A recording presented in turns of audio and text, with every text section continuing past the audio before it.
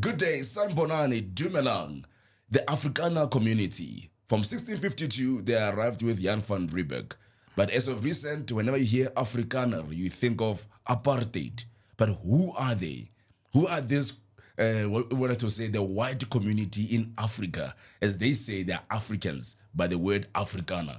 In studio, as we celebrate Heritage Month, we have Ernst Roets. He's a head of policy at the Solidarity Movement. He was previously with AfriForum. He's a lawyer, and he doesn't want me to say that he's a doctor as well.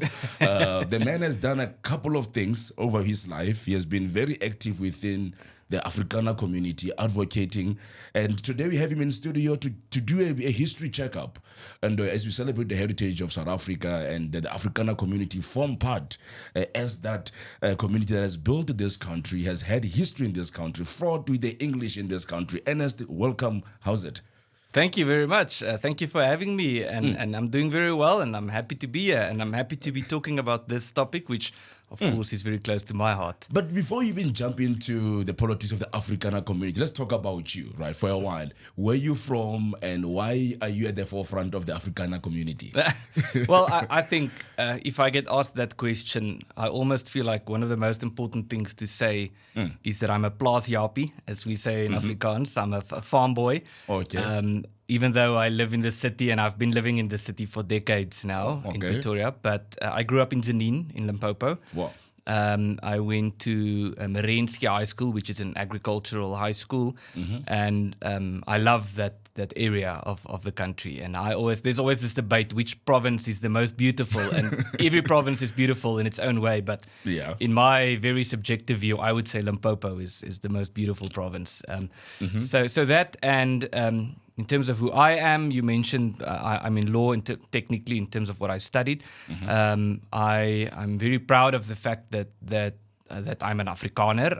It's something that I take pride in, and I like talking about. I'm a Christian, and I'm a family man. I have a family. I have 4 boys at home. Oh, and like you. Yes, very lucky. And I think that's probably the most important things that I would think define me. So when you look at the history of the Afrikaners, right, in 1652, some people were saying you were from Holland. Some were saying, but they are French as well. So the Afrikaner identity, how does it all start? Give me a bit of history.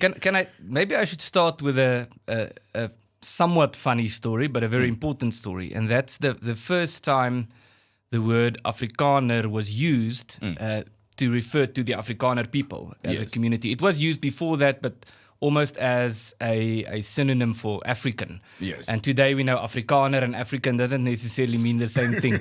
Sure. So that it was a story in 1707 in Stellenbosch. There was a student, a youngster. I don't know if he was high school or university age, let's say around 20.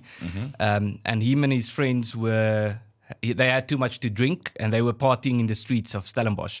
Okay. And they were running around, screaming, making a noise, and disrupting the town in a certain sense. And it was in the middle of the night. And they were then caught and arrested. And they were brought before the magistrate. And the magistrate was very annoyed with these people disrupting the town. And this young person, Hendrik Bibou, was told that he's going to be deported. He's not welcome in this country anymore. They're going to send him to the islands east of South Africa, Indonesia, over there. And he was very upset. And then he said, you will not deport me because I am an Afrikaner.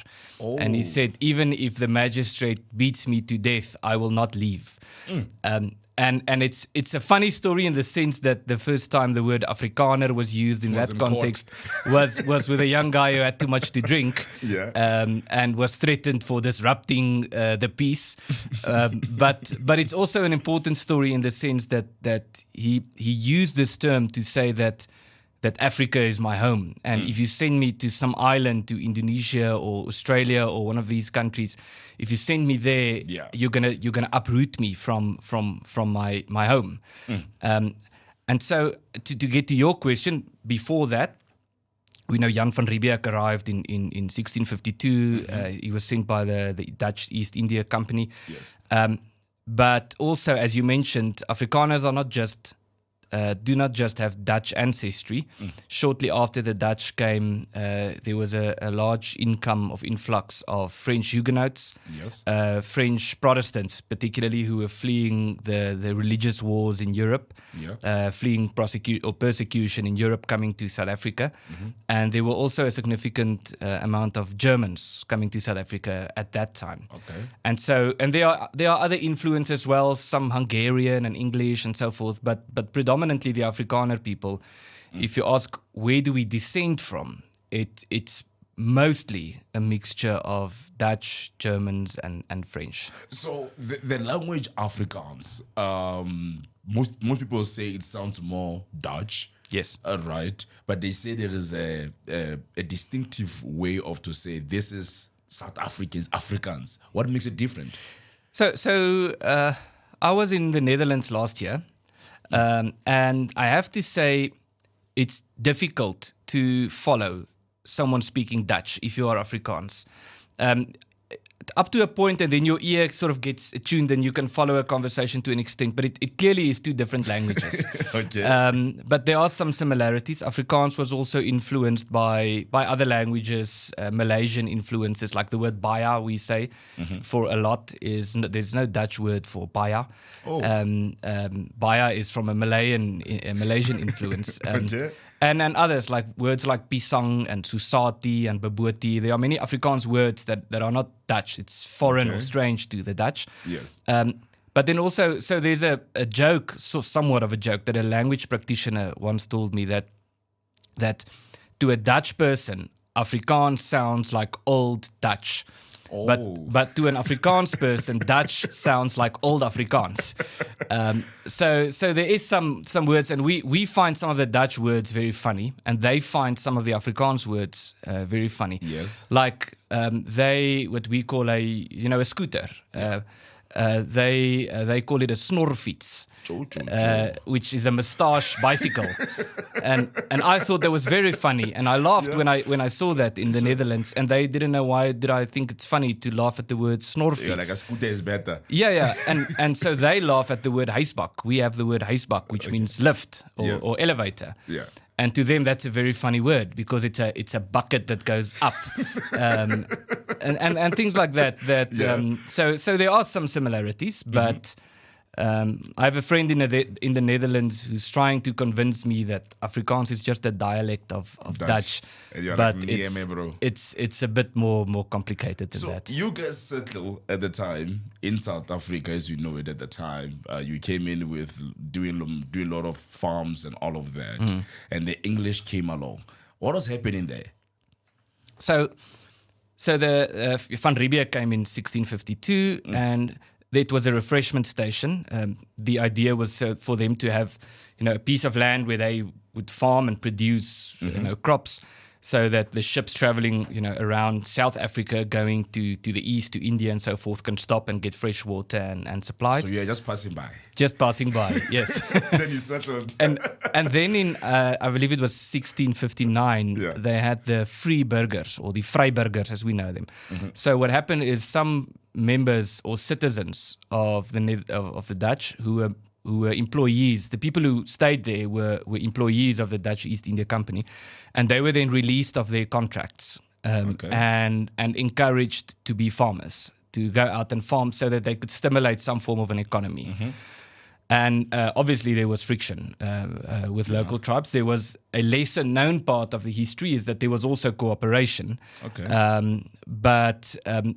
And some people say that was one of the first steps to the development of the Afrikaner people, was not Jan Van Riebeeck arriving, but those members of the East India Company who were released from their contracts to say, you must now go and be farmers. Also, there was unemployment and they had to do something. Yeah, something. So it's not that they were fired, but they were not employees anymore. So in a sense, you could say they were, but it was a step taken to encourage a local economy. Okay. And so that it started growing from there, and then the what we didn't know was, or we only got the news late afterwards, is of course Europe was going through the Enlightenment, and the French Revolution had massive international repercussions. Yes. And some of these repercussions, of course, then were the wars with Napoleon and so forth, which led to more aggressive British expansionism. Yes. Also to strengthen their navy and so forth. And one of the consequences thereof was the annexation of the Cape. Okay. In, was it 1810, I believe? Yes, around there. The Cape of Good Hope. Yes. And so there were some battles, the Battle of Blouberg and the Battle of Meisenberg between, back then they were just called the Dutch, although there were French and Germans also there. Okay. And eventually the British annexed the Cape of Good Hope, Okay. which then became the Cape Colony. Yes. And a lot of the people living there were really frustrated by this. They felt like their freedom was taken away. They now had another nation governing over them, ruling over them, making decisions on their behalf. Yeah. And so they said, we can't accept this, we have to move. Okay. Which of course led to the Great Trek when these, a few thousand of these, which became known as the Voortrekkers, moved into the interior of South Africa. Okay. And at that time, I remember the Anglo-Boer War happened. This is where I think you came head-to-head with the English. This is like in the 1900s, if I'm not mistaken. Yeah, 1889 1899 to 1902. to 1902. What was the battle about? What happened? What informed this war? So the Great Trek was in the 1800s, around 1836, 1838, around there was when this trek happened into the interior. Yeah. And there's also what we know or think of today when we hear the Great Trek, we think about the big battles, like the Battle of Blood River, Yes. and there were others, the Battle at Italeni and Yeah. Verkop and so forth. But again, as with the Cape and as with our later history as well, I would say some of the most important parts of that history is today neglected when we talk about that, and that's also the cooperation. So there were many treaties signed with local African tribes and cooperation agreements between the Voortrekkers and Yeah, because I remember apparently during this war, there were also African people who were fighting on both sides. Yes. There were those who were fighting with the Afrikaners, and there were those who were fighting with the English. during the Anglo-Boer War. During the Anglo-Boer War. Yeah. And as it ended, I think that's when you became successful. Or is this when Del Rey became a celebrity? Yes. So the Great Trek ended with which was before the war. It ended with the foundation of the Boer republics. Okay. And so where we are sitting today used to be, back then it was called the Zuid-Afrikaanse Republiek or the Transvaal Republic. Yes. And then there was the Orange Free State, and there was the Republic of Natal, which is KwaZulu-Natal today. And Natal was then annexed by the British again, which was so as they established the Republic, it was annexed. The British came and they annexed it again, which of course led to more friction between the Afrikaners and the British. And then a very, I don't know if I should say a very good thing or a very bad thing happened. It was probably both, and that was that gold was discovered. Gold and diamonds, which gave just this much stronger impetus for the British to control South Africa. And so that's what sparked the Anglo-Boer War. And General De La Rey, who's this big hero today, was one of the big leaders, the generals fighting for the Boers during this war against the British. Because one would wonder then, as you guys are fighting with the English, was there a consultation with the local communities? Were you with the local kings, the monarchs? Was there some sort of an agreement or alliance with them? There was some consultation and conversations, and there was also friction. There was always, it seems, throughout history, there was this friction, but there was also cooperation in some areas. And I think there's a saying, there's a Harvard professor in political science, Professor Samuel Huntington. He made the remark that every nation views the history as the world with themselves as the middle point, as the center point. And so one of the consequences thereof, as I'm sure you know, is that during that war, tens of thousands of black Africans died as well in concentration camps. But as an Afrikaner looking back at the war, it's easy to say so many people died, and then you only count the Afrikaners who died because that's your people. Yes. And it's something that can easily happen, but it's a dangerous thing to do. And I think that's why engagement between communities is so important. And I think there's nothing wrong with having a sense of pride in your people and what they have achieved. Your people, yeah. Yes, but once that becomes some form of imperialism, or once that becomes a denial of pain that was experienced by others, or something along those lines, that's when it becomes a problem. So there's a part where the English, they throw you into concentration camps. This is before what, the second Anglo-Boer War? That was the second. So actually there were two Anglo-Boer Wars, as you say. The first, actually, we won, and we're very proud of that because it was the British Empire. It was the strongest empire, the strongest military in the world. Yes. And that was in 1881, I think. Sure. And that war was ended at the Battle of Mayuba, at the Mayuba Mountain, where the British was on the mountain and General Piet Joubert on the Boer side. Okay. They had to fight climbing up the mountain, shooting upwards towards the British. And that battle won the war for the Boers.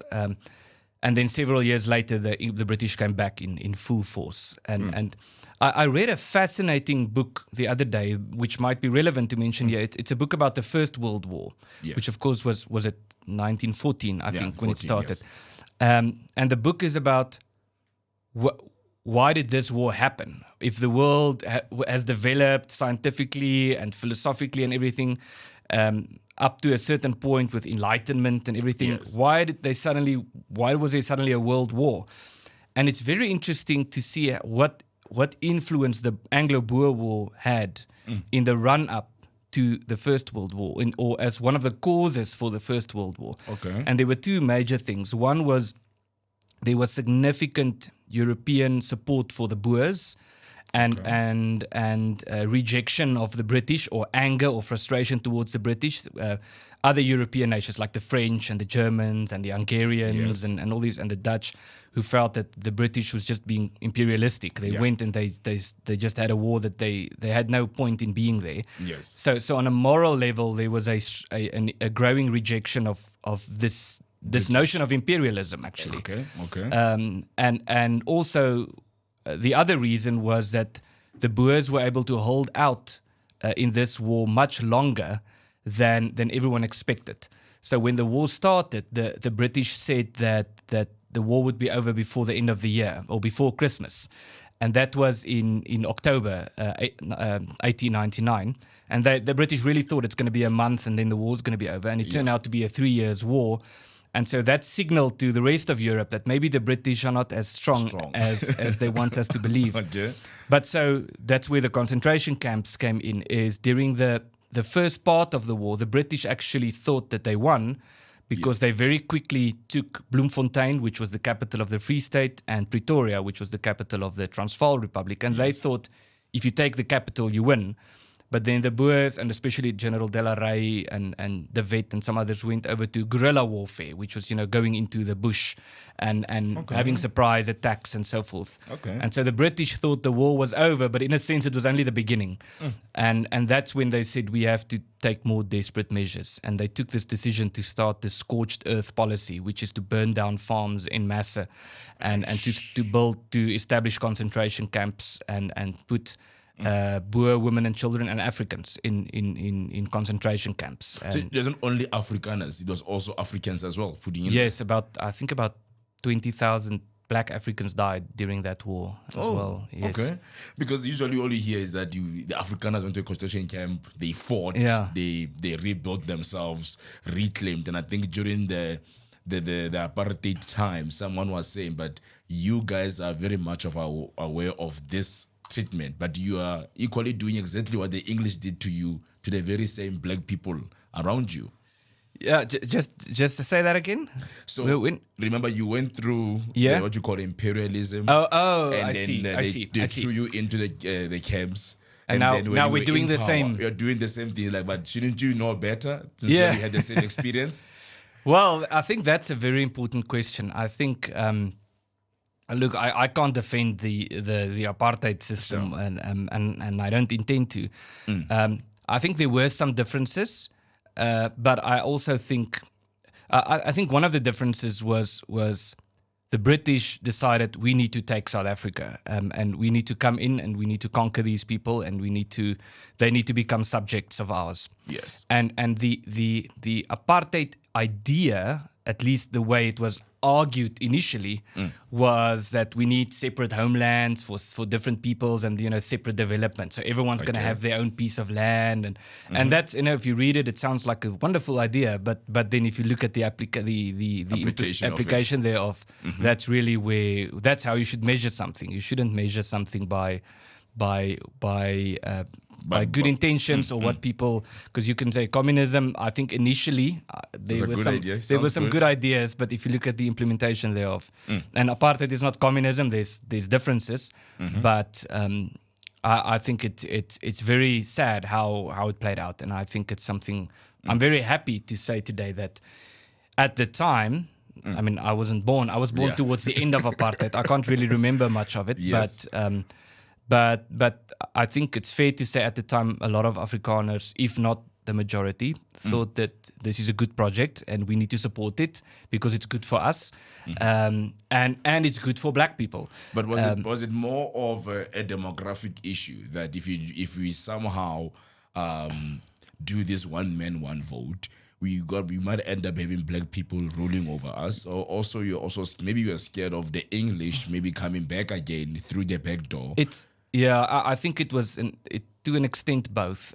There's a book called Apartheid, Britain's Bastard Child. Okay. And I've only read sections of it, but I have listened to the author speaking about it. And the premise of the book is how the British conduct towards the Afrikaners, some of which we just discussed now, influenced the Afrikaner psyche in terms of this very urgent desire to take certain measures to protect yourself. Yes. Because the Afrikaner experience since the British came to South Africa has always been that we're under attack and we need to defend ourselves. And now if we have control of the government, we need to implement certain measures to make sure that we are safe. All ranks. Exactly. And so I think, the argument at least is that has, on a macro scale, a big psychological impact on the Afrikaner people. Okay. So I think there's an element of that, but then there's also an element of demographics, of saying, okay, well, we are in control of the government to an extent. Initially, it was under the British Empire up until the referendum in the 60s when South Africa became a republic. Yes. But there was also this fear of one man, one vote, and saying, well, if we do that, then we're going to lose the state. And then what if they turn against us? And so a good metaphor that I was told by someone who was involved with the National Party at the time said to me once that it's like sitting on the back of a tiger. And I have to get off this tiger. In other words, the system has to end. It's not working. Initially, you could have said, well, maybe we can make this work. And I think by the 1980s, it was very clear. Before that, perhaps even, but at least by the 80s. We already knew that it's not working. Yeah, and it's only getting worse. And so it's like saying, I need to get off this tiger, but how am I going to get off this tiger without getting eaten? And so the question, I don't think by the 1990s, definitely, I don't think the question was really, should we end this? Okay. The question was, how should we end this? How do we get to the table? Yes. But then one would say, was it basically more of the ANC pressure? Was it more of the guerrilla warfare, some controversies, bombings, and international pressure? Do you think if there was no such, it could have ended either way? So it's both. I think the Afrikaners, but the National Party in particular, lost the moral argument. They were not able to defend themselves morally. But I should also say that one of the other factors, we mentioned demographics and we mentioned the history of the English, but a third one that was very important was communism. Okay. It was the time of the Cold War. And when the developments in the Soviet Union became quite clear and we could see the horrors of communism, the rooi gevaar. Yes. And then the ANC came out and said, we're a communist organization. And the response by the National Party was, let's suppress communism. So let's write a law, the Suppression of Communism Act. Yes. And so the argument, at least, seems to have been that we need to protect South Africa from communism. Okay. But the way that was perceived was, so what you're actually doing is you're repressing freedom of opinion and freedom of speech and freedom of association. Yes. And so this just goes to this tiger that was growing and growing and becoming more and more ruthless. Yeah, because I remember, even if you go through a lot of history books, they always labeled the comrades at the time, not as freedom fighters per se, but as communists. Yes. And they will always say we are fighting against communism. It's not about these guys. It's about the people backing these guys. Was that the mindset of the Afrikaner at the time, that we don't necessarily mind you fighting for your freedom, but we are worried that once you get this freedom, you're going to turn this country into a communist? Yes, that was a very strong thing at the time. Okay. This concern about communism. And I don't think, there's this joke about rooi gevaar, but I think there's some truth in that because there were some really atrocious things that have happened all over the world in the name of communism, especially in the previous century. And I think another thing that played a role was the Afrikaners regarded themselves and still do as, on a cultural level, as Westerners, as being part of Western identity. Yes. And so the West had the Cold War, between the Soviet Union and America. And so the Afrikaners at the time thought, we have a role to play in this Cold War between solidarity and alliance. Between the free market and the communists, and we're on the side of the free market, but up to a point. And so they really felt that they had a moral duty to take a stance against communism. Let's go back for a while. Jan Smuts. Yes. Right. Once revered leader of the Afrikaner people. Then along the way, the Afrikaner said, no, he's selling out. Yes. What is the debate around That's there? a very interesting story, and I personally have some conflicted views about Jan Smuts. I think if we talk about the word greatness, and greatness, regardless of whether there's a value judgment or a moral implication, if we just say greatness means having a lot of influence. Yeah. Jan Smuts was undoubtedly one of the greatest people ever to come from South Africa in terms of the role that he played internationally. He was involved with the founding of the United Nations. Yes. There's a statue of him in London next to the British Parliament. Okay. He was an incredibly influential person. Yes. And what's remarkable, what I see now, part of my job currently is to reach out to other countries and make friends abroad, is when you go to when you speak to the English, they talk to you about Jan Smuts and how he advised the British during the Second World War and the incredible role that he played.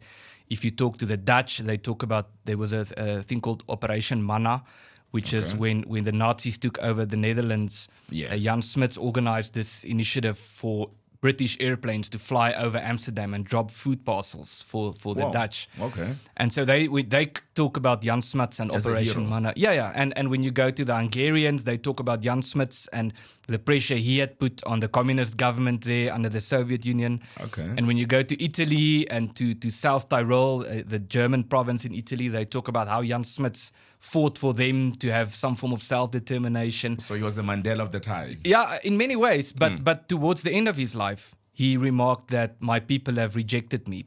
Yes. And I think that goes to your question, because he was among Afrikaners, he became a controversial figure. Yes. Because it was just after the Anglo-Boer War. He was a general during this war. He fought the British. Yes. And his conclusion after the war was the best way forward is for us to accept our place in the British Empire and to become loyal subjects of the British Crown and to contribute to the British Empire. And that didn't go well down. Exactly. And so the British Empire liked that. And there's a video clip on YouTube, a fascinating video of him speaking in the London Parliament, the British Parliament during the Anglo-Boer War, or during the Second World War. Yeah. And as he walked in, he just got this standing ovation, and they were cheering. And when he finished his speech, they started singing, "He's a jolly good fellow." So he was this internationally celebrated figure, and he was incredibly intelligent, and he was incredibly hardworking. Yes. But his view was that the Afrikaner people should just be loyal. we must become must become British citizens, and I think a lot of Afrikaners couldn't accept that. Who was that one who went in the 60s then to go and declare the republic and said, we are the republic with no longer English subjects? That was Verwoerd. Hendrik Verwoerd. Yes. Hendrik, yeah. Hendrik Verwoerd initiated the referendum in, was it 61, I think, or 65, around there. It was in the 60s, yeah. And I think it was 61, yes. And then they had a referendum to vote. Do you want to, should South Africa be a republic or be a union? Back then they called it the Union of South Africa, which was then part of the British Empire. And the majority voted in the 60%. Voted that it should be a republic. So there was this big celebration then. Okay. And a lot of Afrikaners think about Verwoerd today as the guy who got us out of the British Empire to become a republic. Yes. But I know a lot of other people think about Verwoerd today and they don't think about that. So, which goes again to how complicated history can be. Yeah, I think one would say, and I'm just going to jump into another subject, one would say maybe if there was a collective and a unified approach between you as the Afrikaners and the black indigenous people of the country, maybe South Africa will still have held that progress that we held because I remember around the 60s towards the 80s, South Africa was leading in the world with innovation, with state-owned enterprises. We were the lovey-darlings of the world. But then because of the apartheid policy, that's where then you had the division amongst your people. So maybe if you could have a unified one, South Africa would be more stronger if you had a common enemy, which was the British, and there was a unity between you and the local communities, and somehow finding a way to equally share the wealth and work together than to separate, because I think that division is what also opened. Yeah. Look, no, I agree. I think there's something beautiful in having a sense of pride in your culture, your language, your history. And there's also this fear, there has been and there still is, this fear among Afrikaner people that we need to preserve this and this unique thing, this treasure that we have developed. Yes. There's a poem, one of our great Afrikaans poets, N.P. van Wyk Louw, said that we have to carry the treasure that we have inherited through the crowd, which essentially means that we have this unique culture and language, and there's a crowd today, and it's noisy, and we need to protect it, and we need to cherish it. And I think that's very good and it's healthy. I think that the risk comes in when you start thinking about that as instinctively being in animosity with others. So the fact that I want to protect what is mine everyone is an enemy. Means that everyone else is an enemy. Yes. Okay. And I think that's a very dangerous way of thinking. And even though I wouldn't want to say that, I think many Afrikaners have made that mistake in the past. And I'm very proud, and I think we ought to be very proud as Afrikaners of that part of our history where we reached out to local Black African communities, and we cooperated. And there were many examples with the Zulu King Mpande and with Dini Zulu and many others in the past. Yeah. But we don't tend to think about that or talk about that when we think about history. We think about the wars and we think about conflict. Yeah, because I think me being born in the 90s, the history in my head is white and black. Yes. Afrikaners took our land, killed our people, and they still want to hold on to the wealth, and they don't care. They just want to be in this small circle. But the history of how you were working with the certain kings to fight the British, how you were working towards the land. I mean, when I met AfriForum in the Eastern Cape, they are working with the kings in the Eastern Cape to build farms and all of that. I'm like, okay, there's cooperation on the ground, but it's hardly heard from the political space to say there's some level of working together. But then the question is, and I think maybe what you just said, the idea that the Afrikaner is under siege and needs to protect himself and needs to preserve themselves, and everyone might be an enemy. You have Orania standing in the Northern Cape, and as you always say, you didn't like apartheid, you voted against apartheid, and this thing wasn't working.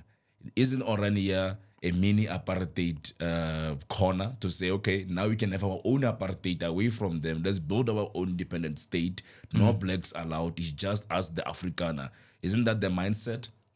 Well, let me start by saying I can't speak on Orania's behalf. I'm not a spokesperson for them, and I don't live there. Yeah, it's a conversation. Yes, but I think one of the things. Let me just make a quick remark about what you said in your question before I try to answer the question. Okay. You spoke about this part of the cooperation that isn't as well known, and I think that goes to the way the media environment works today, which is, I think, very unfortunate, is the media and the whole concept of news thrives on friction. It thrives on conflict. And so someone once told me, there's this big question always, what's the definition of newsworthiness? And the most simple answer I could get was conflict or friction. Something is newsworthy when there's friction. I'm in the media space, so they always say good news don't sell. Yeah. So when people fight, it's news. But when people cooperate, it's not, good news stories, feel-good stories don't work as well. And so when AfriForum, for example, that you mentioned and I was involved with, takes Julius Malema to court for hate speech, it's news. Yes. But when AfriForum reaches out to a local community and starts a joint cooperation project, a joint agricultural project, it's not news. Yes. And when they announce it, there's not 20 journalists showing up to cover the story. Yes. It's not as newsworthy, but it's probably more important. And so that's the problem with news today and the news cycle and the way it works is it thrives on conflict. And that's why you have all these people saying South Africa is on the verge of a race war, when I think South Africa is very far from a race war. But get that. Isn't that because there was a movement of there was a genocide of farm murders? You guys went to America and said there is farm murders, there is genocide. No, well, we've never said that there's genocide. Farm murders is a problem. It's a serious problem. True. But we then when we raise concern about this, we get accused of saying that it's a genocide. Yeah. And then if we get accused of that, the response is just prove that it isn't a genocide, as if once you prove that farm murders is not a genocide, the conclusion is, okay, it's not a problem. But it can be a problem without it being a genocide. True. And so no, we're not into that game of trying to convince the world that there's a genocide in South Africa. Okay, that makes sense. But coming back to Orania. Yes. To Orania. Okay, so there was a saying in the 70s by Samora Machel from Mozambique, who made a speech, and he made the remark, he said something along the lines of, for the nation to prosper, the tribe must die. Okay. And there's some element of that in some of the ANC's works as well. No, there's much of that in the ANC's work, but there's some element of that in the early ANC comments as well. This thinking of cultural identity being a sort of a backwards thing. That's the old way of doing things, like a tribal identity. Okay. And we need to accept a new identity. And to Afrikaners, that's a big red flag. That's something when we hear that we're like, no. Yeah. We love who we are. Because what we hear when people say that is that we cannot be who we are. You must dilute your identity Exactly. and just form part of this global form of Exactly. So Afrikaners are generally very proud of South Africa and proud South Africans, but when you hear this thing, when your Afrikaner identity is put as something that has to dissolve in order for the South African identity for this unity, to flourish, then people go into backlash and they say no, but we need to preserve this identity, this treasure that we have inherited. Yes. And so the Orania project is I think it could be described as saying that there's not really a place in South Africa where Afrikaners are a majority. And there's some value. But isn't that Krugersdorp and Randfontein? No, we're not even there. No. Because I grew up there, and there's Afrikaans everywhere. You see the guys in shorts and the khakis. There's Afrikaners, a proper Afrikaner. You go to the West Rand, you go to Pretoria. I think that's where you have the majority. Even in Pretoria East, there are many Afrikaners who live there, yes. but they're not a majority. True. But there's some value in being a majority. In a particular area. That means that you can make certain decisions. You can make common culture. Yes.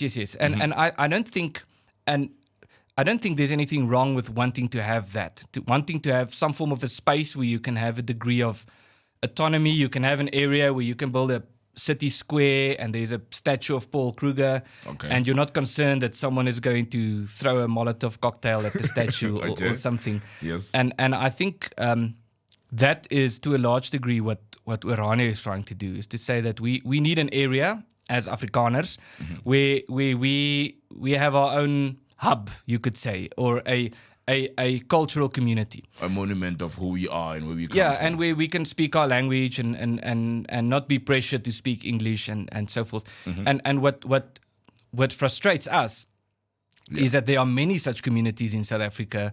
There are Nkandla is one. Nkandla is now controversial, but Mnyameni in the Eastern Cape, and there are cultural communities for all the cultural communities in South Africa, all the nations that make up South Africa. Sure.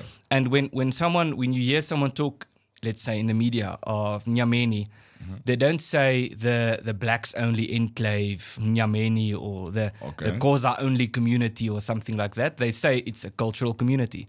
But when you say Orania, then they say it's a whites only enclave. But look at it this way, like Northwest. Botswana, as you know it, right, is the land of the Botswana. We pride ourselves with it. We had a kingdom there. Yeah. So imagine if we woke up one morning and said, this is going to be the land for the Tswana people. We don't need many of the Afrikaners. They must move out of here. It must be a Tswana place. And whoever's going to come here, they can only visit. But because of cultural differences, we don't want them. We just want to be Botswana. So if you are Zulu, Afrikaner, English, no, this is for the Tswanas only. Isn't that also? Because I think that's what Orania also, as much as it's a cultural village, it has a tone of, we don't necessarily welcome others to come and settle here. You can still have a majority, but why is it only exclusively for Afrikaners? So I think an important difference is that Orania started out as a ghost town. It wasn't a community, some intercultural community to start with. In the 1980s, it was a town that was, or some houses that were built by the Department of Waterworks in the previous century to build the dam there at Van der Kloof.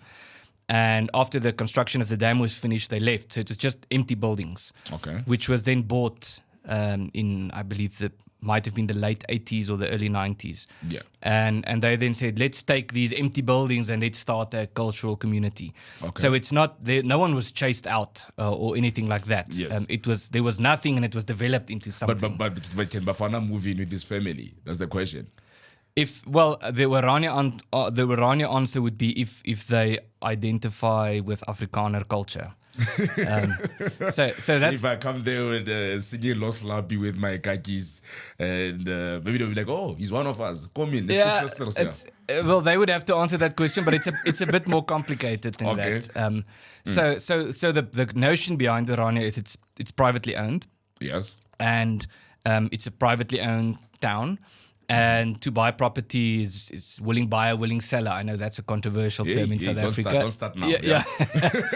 but to say that we want to develop this area to be a cultural community, and if you buy into this project, then you are welcome. And I know, again, I can't speak for their behalf, but I know there has been some people in the past, ANC leaders and so forth, who have remarked that they want to move to Orania or buy property. Yes. And from what I've heard is that Orania then actually reached out to them and said, well, here's the application forms.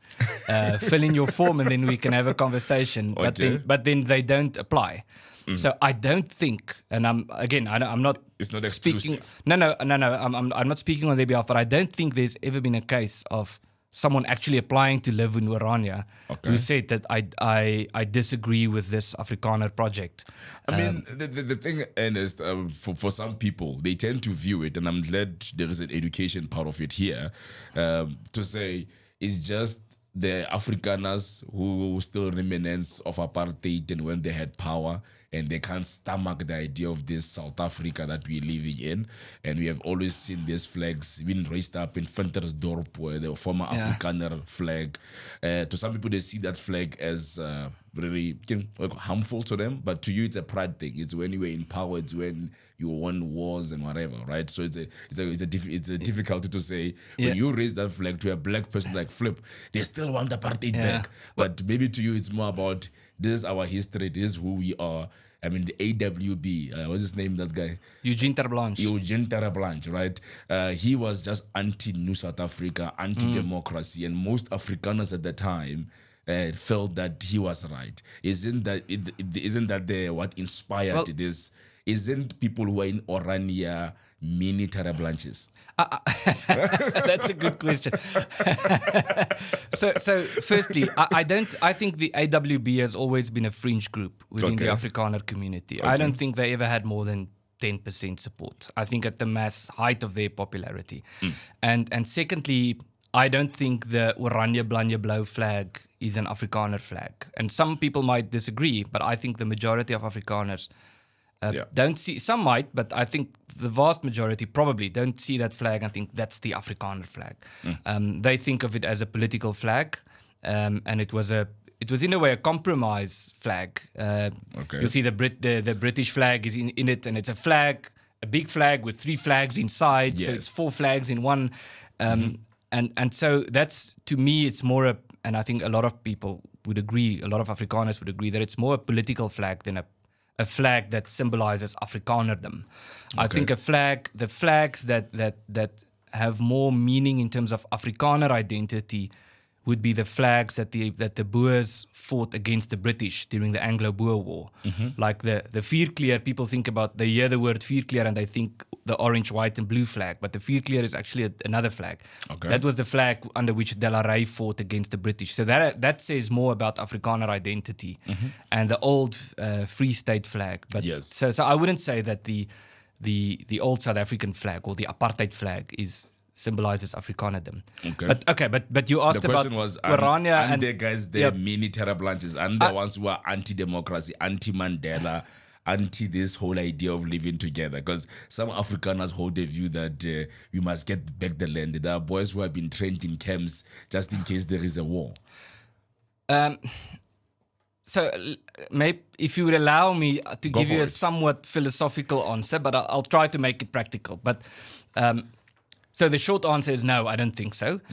I know for a fact that the people living in Orania are not AWB type people. I've seen people, at least on social media, complaining, saying, I don't want to live in Orania because I'm a racist and Orania doesn't have place for racists like me. And I know people from Orania who have come to Pretoria who've said that to them they see more white racism in other places in South Africa than they experience in Orania. And I think that, but so the philosophical side of the argument is, there's been some very horrible things happened in the previous century in South Africa and outside of South Africa, whether we're talking about communism or Nazism or all of these things. And there's a philosopher called, I think it was McIntyre, who said, no, it was Charles Taylor. Charles Taylor is a Canadian philosopher. Not the Liberian, there was a Liberian drug lord also called Charles Taylor, but it's not the same one. But he said the problem with these atrocities in the previous century is that they held on to, or they identified some form of a good, something that is good. And in the form, with communism, that the good thing that they identified was that we need to help the working class. And with Nazism, the good thing that they identified is that we should be proud of who we are. And we can say with the Afrikaners, the good thing that we identified is we must do something to protect our culture. But then the argument then is, the problem comes in when you try to pursue that good at the expense of all other goods. And the only way to really do that, and the Nazis are the best example, is you have to start destroying other goods, because other goods include cooperation between communities. Respect is also a good, and so forth. But when you only identify one good thing and you pursue that at the expense of all the other good things, you become evil. So that's the philosophical argument. And I think the reason why I mention this is some really bad things happened in South Africa in the past century. But they were, between these bad things, there were also some good things, and one of these good things is the having a sense of cultural pride.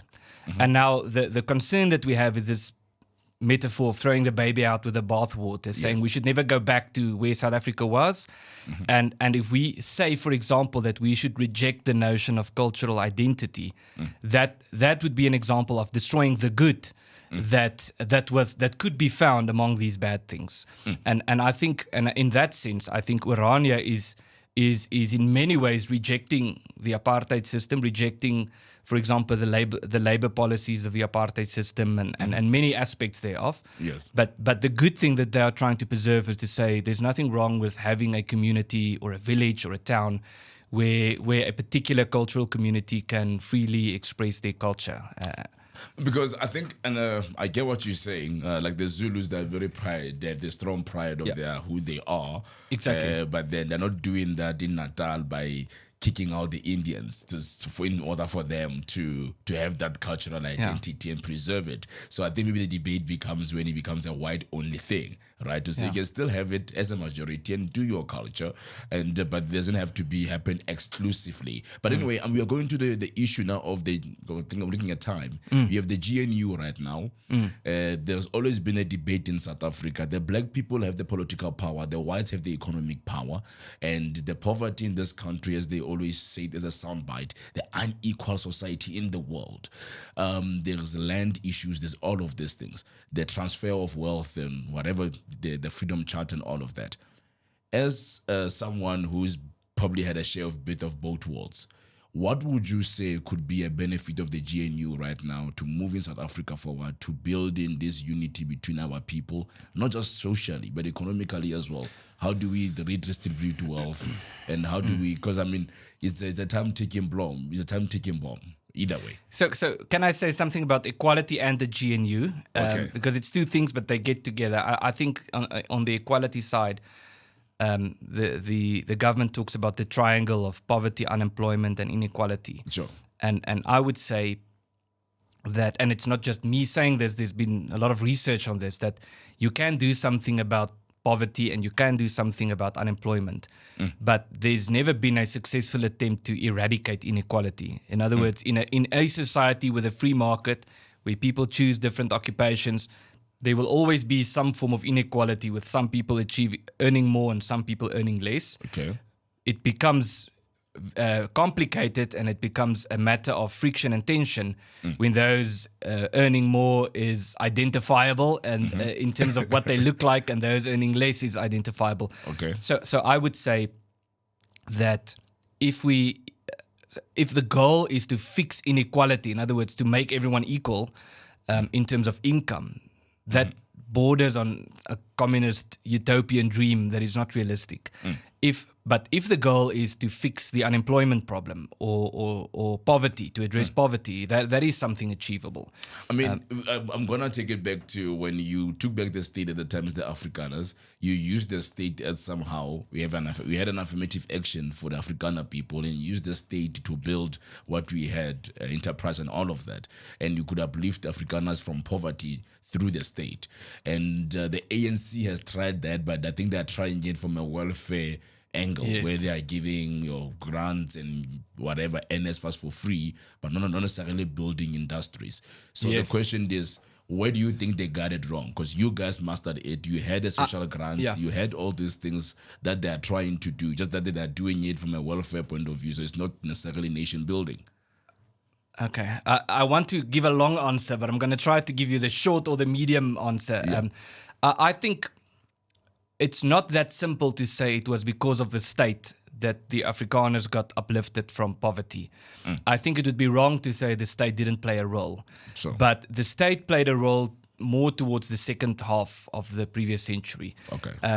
After the war and after the Great Depression, there was massive poverty, and you couldn't really just levy taxes and get money by taxing people because there wasn't much to tax. And so the Afrikaner people had this help mekaar beweging, or the help each other movement. Okay. Which was bake sales, baking koeksisters and melktert and selling it on the street and collecting funds, money to say we need to build a school, so this is how much money we need to build a school. So there was a communal fund of some communal sort. Entrepreneurial thing that had nothing to do with the government. Okay. I should say, as this wealth, I think that was primarily the result of a communal effort to say, we as a community, we need to, there was a slogan at the time that said, a volk redt homself, a nation saves itself. Yes. So we need to save ourselves. And the way we're going to do this is we're going to work hard, and we're going to start our own businesses, and we're going to sell koeksisters on the street. And that eventually led to a point where the state could come in and start levying taxes, and then say, we're going to levy taxes and we're going to use this money to build Eskom or something. Okay. And there was a danger in that because, in a sense, we went from independence to dependence, to government dependence. That was one of the negative consequences of the apartheid system for the Afrikaner people. Is we became dependent on the government as well.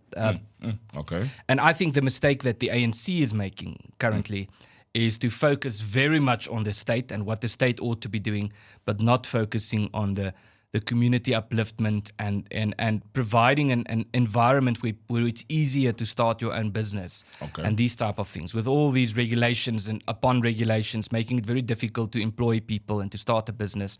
I think if the labor policy and the economic policies were more open, that would have been a much better system. Because some people are saying maybe when we took the state, we shouldn't have gotten rid of all the whites in the state. We should have kept some of them, and maybe we could have a good synergy while others are learning how to do it. There's also others who have experience in working together.